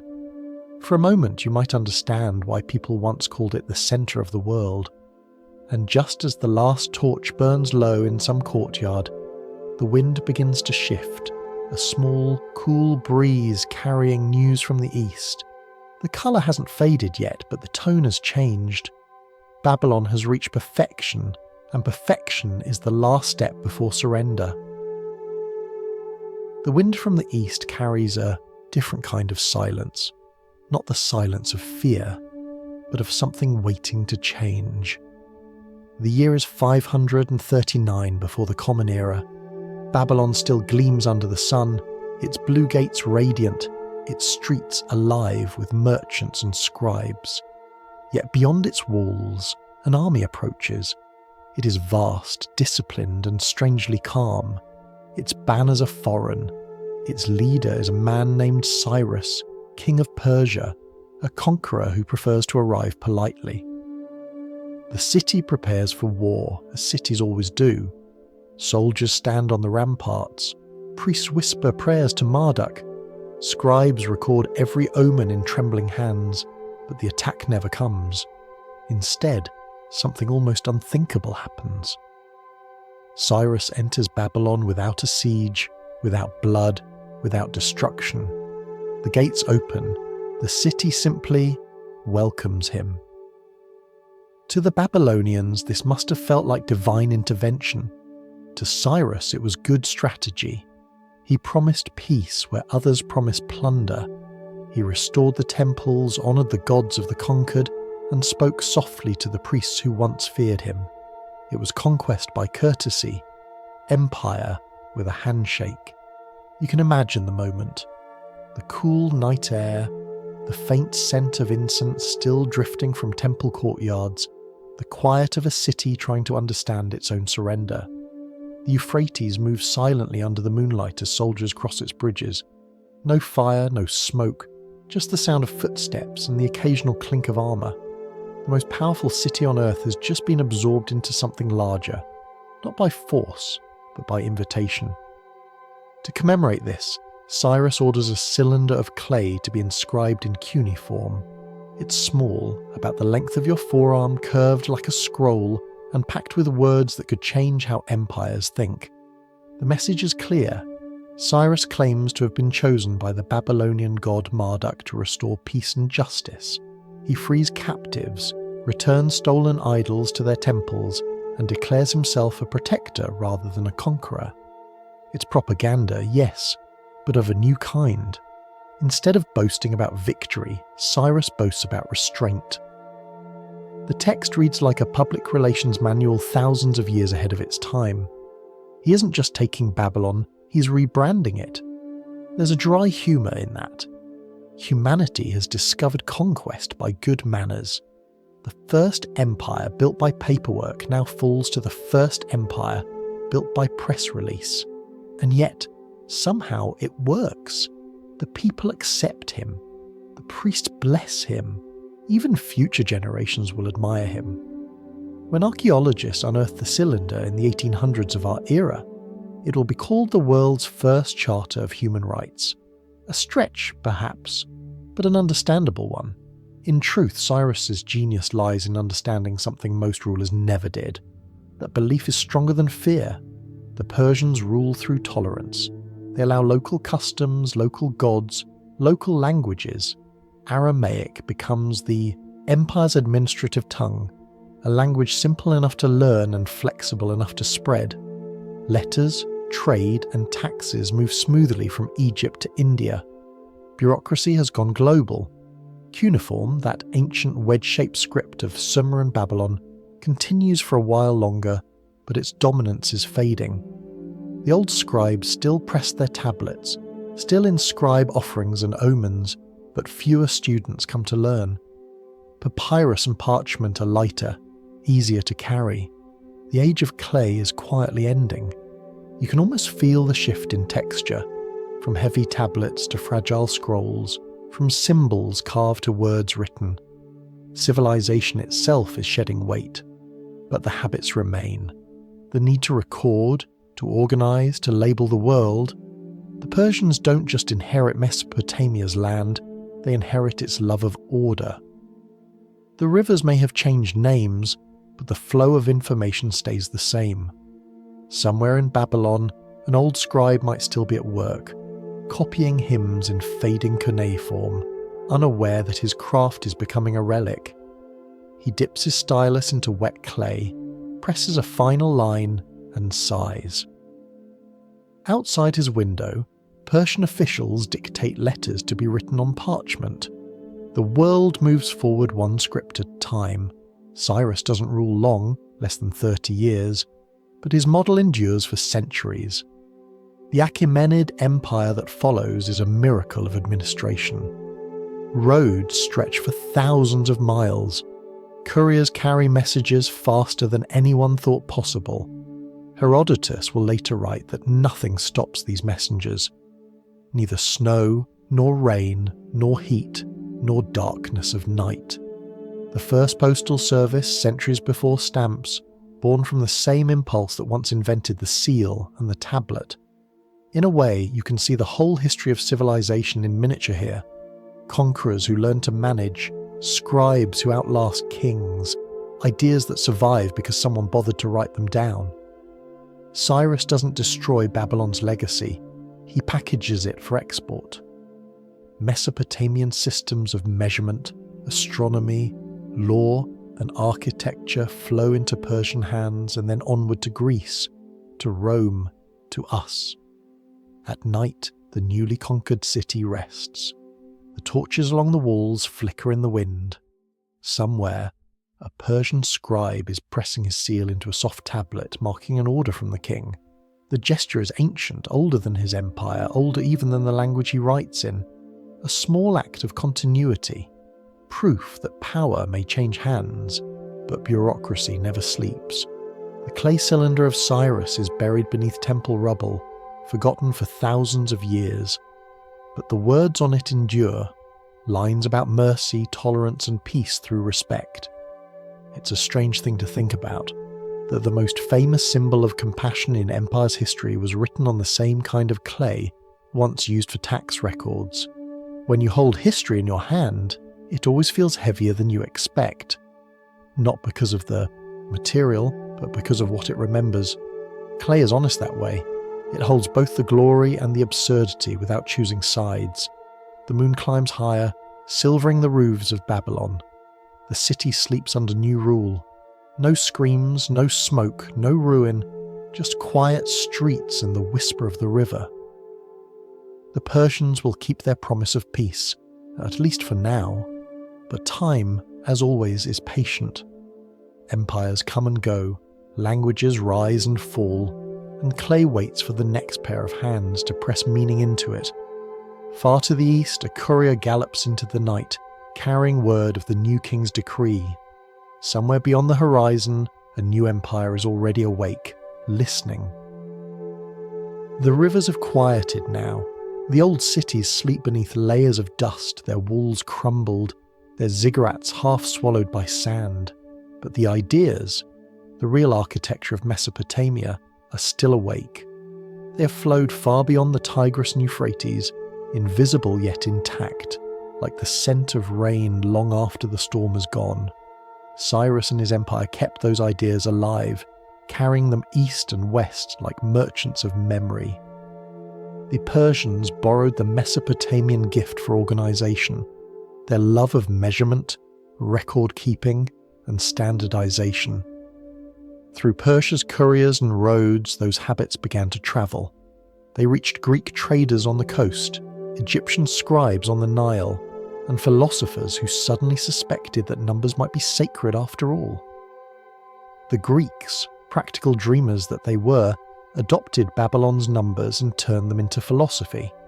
They took the old base 60 counting system, the same one once used to divide grain and canal depths, and applied it to the heavens. Circles gained 360 degrees, hours gained 60 minutes. The Babylonians had invented these values for irrigation and calendars. The Greeks reinvented them for geometry and time. Even today, every clock on every wall still ticks in Sumerian rhythm. You can almost imagine a Greek scholar bent over a cracked tablet, tracing ancient marks with a reed stylus and whispering, "Of course!" What began as counting baskets of barley becomes the mathematics of the stars. The world, once ruled by divine moods, is slowly redrawn into lines, arcs, and equations. Knowledge doesn't vanish when empires fall, it just changes language. From Mesopotamia to Persia, from Persia to Greece, from Greece to Alexandria, the current keeps flowing. In that great Egyptian library, scribes on papyrus copy translations of Babylonian astronomy, tables of eclipses, lists of stars. The sound of styluses on clay has become the rustle of reeds on parchment, but the meaning is the same, observation made permanent. Later, in the East, scholars of the Abbasid Caliphate will inherit the same texts. In Baghdad's House of Wisdom, translators pore over Greek manuscripts that were themselves drawn from Babylonian data. There, the chain of learning continues. Babylonian skywatching becomes Greek geometry, which becomes Arabic astronomy, which later reawakens Europe. The stars that once spoke to priests now whisper to scientists. If you look closely, you can still see Mesopotamia in the structure of the modern world. The way we tell time, the way we divide a circle, the way we measure, plan, and legislate, all of it is borrowed mud, shaped and reshaped through millennia. The Roman Republic builds its laws on Hammurabi's logic. The Persians' administrative provinces become the template for imperial governance. Even our obsession with documentation, receipts, archives, databases, began when a tired Sumerian farmer didn't trust his neighbour's memory. And then there's the calendar. The Babylonians divided months by the moon's cycle, adjusting when it drifted too far from the solar year. They invented leap months to keep their gods on schedule. The Persians improved it, the Greeks refined it, the Romans renamed it, and we still follow it, arguing about daylight savings as if we were negotiating with Enlil himself. The legacy isn't only technical, the very idea of questioning the universe, of looking at the sky and wondering what it's trying to tell you, comes from these ancient riverbanks. When a Babylonian priest tracked Venus across the horizon, he was performing the first experiment, observation followed by prediction. His motive might have been divine omen, but his method was scientific. There's something deeply human about that transformation, how superstition becomes mathematics, how fear becomes curiosity. Every civilization starts by looking up in confusion and ends by charting the confusion into a pattern. The Babylonians would have smiled at our telescopes. They'd call them bigger versions of the same old faith in measurement. Their influence reached not just through science, but through storytelling. Their epics and myths, copied for centuries on clay tablets, carried ideas that would echo into other cultures. The flood that cleansed the world, the hero who sought immortality, the tower that reached toward heaven. The stories changed accents and settings, but their bones remained Mesopotamian. You could say civilization never really moved on from those rivers, it simply took their ideas on tour. Even our modern habits, making lists, categorizing things, organizing chaos into charts, are inherited rituals. The spreadsheet is the great-great-grandchild of a Sumerian tablet. The difference is that our clay now glows in the dark. There's humour in that continuity. We imagine ourselves advanced, but the logic that runs our world was drafted 5,000 years ago by farmers who just wanted to know how many goats they owned. When you check the time, file taxes, or follow a calendar, you're whispering in Sumerian without realizing it. Progress, it turns out, is a very polite form of plagiarism. And yet, for all the efficiency and order that came from these ancient minds, there's something tender in the thought of it. That people with no metal tools, no machines, no electricity, still built a system durable enough to run a planet. They didn't intend to invent the future. They were just trying to make tomorrow less confusing. So the ideas keep moving, from tablet to parchment, from parchment to paper, from paper to glowing screen, always rewritten, never erased. Civilizations vanish, but their thoughts continue in translation. Knowledge doesn't die, it just changes handwriting. If you step outside on a clear night and look up, you'll see the same sky those ancient astronomers watched, still predictable, still mysterious. The stars you use to tell time are the same ones they used to talk to their gods. You're part of their experiment, living proof that ideas once written down never really end. Somewhere beneath the soil of Erech, under thousands of years of dust, old tablets still lie in silence. Their lines are faint, their edges chipped, but the logic they carry still shapes the ticking of your clock, the divisions of your day, the orbit of your calendar. The mud has long hardened, but the ideas inside it are still soft, still alive, still spreading, still counting. By the time the rivers of Mesopotamia begin to fade from maps, their waters have already soaked into the roots of every later civilization. The cities crumble, the empires pass, and the bricks return to dust. Yet somehow, the ideas, the quiet, stubborn ones, continue breathing. They hide in stories, in myths, in rituals too small for conquerors to notice. You could burn a city, but you couldn't burn memory. Some of those memories took the shape of myths. The people of Sumer and Babylon had long told stories about floods, immense waters sent by the gods to wash the world clean. In one of them, a man named Utnapishtim is warned of a coming deluge. He builds a great boat, gathers animals 2 by 2, and rides out the storm. Centuries later, that same story appears in other tongues, told by other prophets, still carrying the rhythm of the rivers.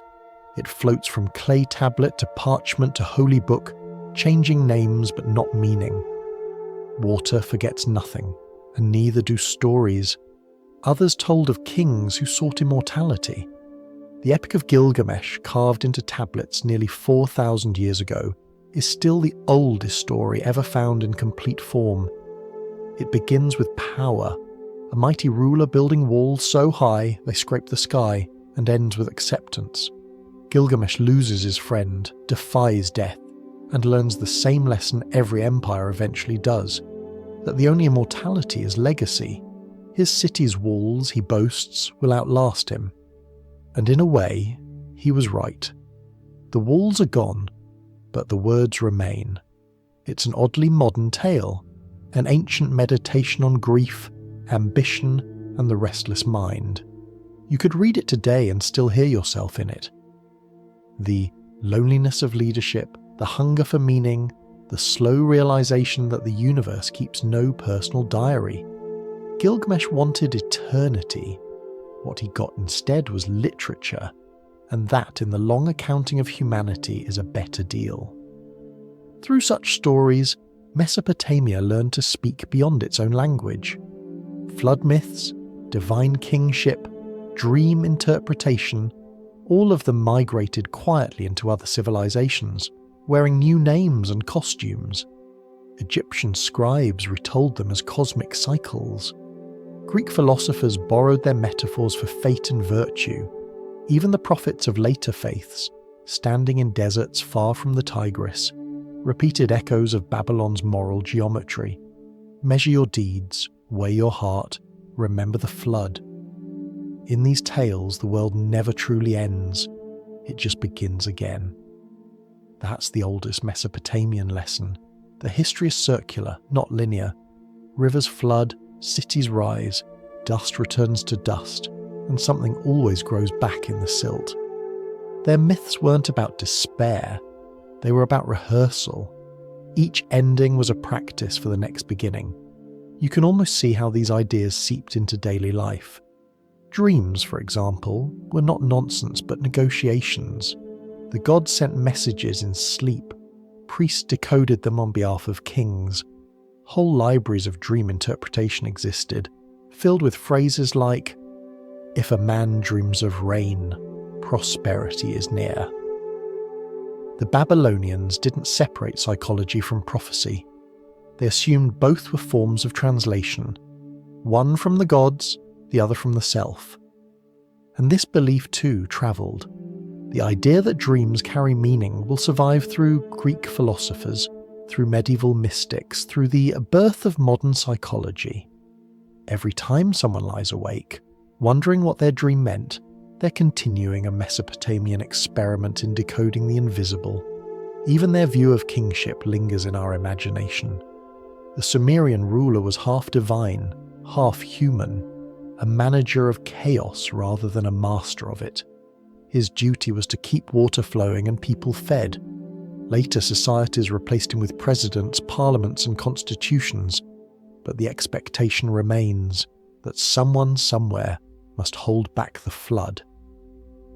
The irony is that these ancient ideas outlasted the gods who inspired them. The temples collapsed, the statues fell, but the questions endured. What does it mean to be remembered? What is justice? How do we live knowing everything ends? Mesopotamia may have vanished, but its questions became the world's homework. In dusty museums, the old tablets still whisper those questions. You can walk past them, slabs of clay behind glass, they're writing a forest of tiny wedges, and feel something like recognition. The lines may be unreadable, but the impulse is familiar. Someone wanted to be understood. Someone wanted not to disappear. The same desire that drives a scribe to carve a hymn drives you to write a message, or record a thought, or leave a trace online. There's humour in this persistence. The first people to build bureaucracy accidentally invented philosophy. They were counting goats and discovered mortality. Every line of cuneiform is a reminder that meaning was never an accident. It was paperwork with spiritual side effects. When archaeologists rediscovered the Epic of Gilgamesh in the ruins of Nineveh in the 1800s, the world gasped. Here was proof that storytelling itself was older than anyone imagined. Whole verses read like modern poetry. Grief, friendship, longing, the search for purpose. The clay tablets had survived fire, conquest, and time itself. Humanity had managed to preserve its own heart without realizing it. And maybe that's the real inheritance of Mesopotamia. Not its inventions, but its endurance. The people of the rivers learned how to make memory physical. They taught the earth to remember for them. Every book, every archive, every cloud server full of words is a descendant of that trick. We still trust matter to hold meaning when our minds cannot. Somewhere, a museum guard switches off the lights, and the ancient tablets rest again in darkness. But the silence isn't empty. It's full of the weight of all those words, stories pressed into earth that still remember the warmth of the hands that made them. You can almost hear them if you listen closely. The faint crackle of clay cooling, the soft murmur of a language older than history. The library that survived fire is still teaching, not with commandments or miracles, but with curiosity. The lesson is simple. Everything ends, but not everything disappears. And so, the first civilization lives on, not in ruins, but in thoughts, in dreams, in the quiet persistence of people who keep writing things down, hoping that somewhere, someone will read them. At the end of every long story, there comes a moment of stillness, the kind that feels less like an ending and more like an exhale. The rivers of Mesopotamia are quiet now. The Tigris drifts through silt and reeds, carrying more memory than water. The Euphrates winds slowly under the sun, no longer feeding empires, just reflecting light. The fields that once shimmered with irrigation now sleep beneath dust. The canals are dry lines across the plain, like old sentences whose meaning has faded but whose rhythm remains. If you listen closely, you can almost hear them. The faint murmur of water beneath earth, the whisper of wind through broken walls. The cities are gone, Uruk, Ur, Akkad, Babylon. Yet their breath still lingers in the soil. Every grain of dust carries what was once a thought. Every buried tablet remembers a hand. The end did not come with fire or flood. Not this time. It came with time itself. Slow, indifferent, thorough. Trade routes shifted. The climate grew harsher. Empires to the north and east found easier lands to rule. Bit by bit, the centres of power drifted away, leaving the rivers to their own quiet rhythm. No one noticed exactly when civilization stopped being here and started being everywhere. You can picture it. A farmer still tending a small patch of barley near the old canals, unaware that the world has moved on. The ziggurat in the distance already half buried, the city wall long since robbed for bricks. The gods are silent, but the earth still hums with their echo. And yet, something strange happens in that silence. When the rivers go quiet, their stories begin to speak louder. Long after the last king is forgotten, people in faraway lands start to remember him by name. The old tales travel farther than armies ever could. The flood, the hero, the tower, each one wandering across centuries like an exile who refuses to stop telling his story. The clay tablets, once lost, are rediscovered. In the 19th century, explorers and archaeologists dig them up from the dust. They read the words pressed there thousands of years before and realize that the ancient world still has something to say. For a brief moment, history feels circular, as if the dead are writing back. There is a quiet beauty in that reversal. The same earth that once swallowed Mesopotamia now becomes its library. The same dust that buried its words becomes the reason they survived. The rivers faded, but the clay endured. It turns out that forgetting and preservation are sometimes the same gesture, just stretched across enough centuries. If you stand today among the ruins of Ur or Babylon, the landscape feels more like memory than place. The air is warm and empty. The horizon trembles with heat. Reeds rustle where canals once carried barges full of grain. The ground still smells faintly of salt and thyme. You feel the ghosts of geometry beneath your feet, the outlines of walls, the faint pattern of streets, the remains of lives measured carefully and then abandoned. You can't help but think about how much of yourself is already there. The way you organise time, the way you read a calendar, the way you expect words to outlive you. The first civilization didn't die. It spread into thought. Its temples became our offices, its ledgers our databases, its stars our clocks. We are what the rivers left behind. That's the quiet irony of history. No one ever truly leaves Mesopotamia. Every system of law, every architecture of order, every habit of recording and remembering, they all trace their lineage back to those first marks in clay. We may have changed the alphabet, but we kept the rhythm. We still divide days, still measure worth, still search the sky for meaning. We still write things down so we won't forget, and we still forget anyway. It's tempting to mourn the loss of the old cities, but perhaps it's better to think of them as having completed their work. Civilization was never meant to stay in one place. It was meant to migrate, to evolve, to hide itself inside new forms. The Sumerians built their temples of brick and straw.